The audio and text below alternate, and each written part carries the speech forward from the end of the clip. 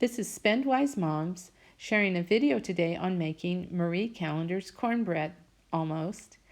I got this recipe when my husband was in grad school and it is really good. I tweaked it a bit so I don't have to use Bisquick since it is expensive and I don't have it on hand very much. I think you will enjoy this recipe. The link to the recipe and the cost analysis is in the description box below. We will start today with the dry ingredients. Put 2 cups of flour in a mixing bowl. Add 1 tablespoon of baking powder,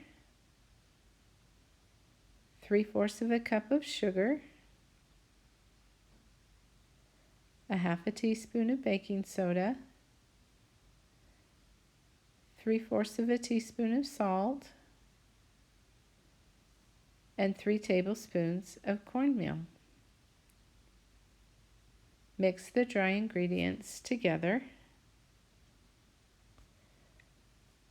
Then add 1/3 of a cup of oil, 1 cup of whole milk,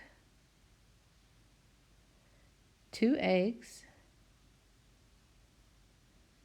and a stick of softened butter, which is 1/2 of a cup. Mix everything together.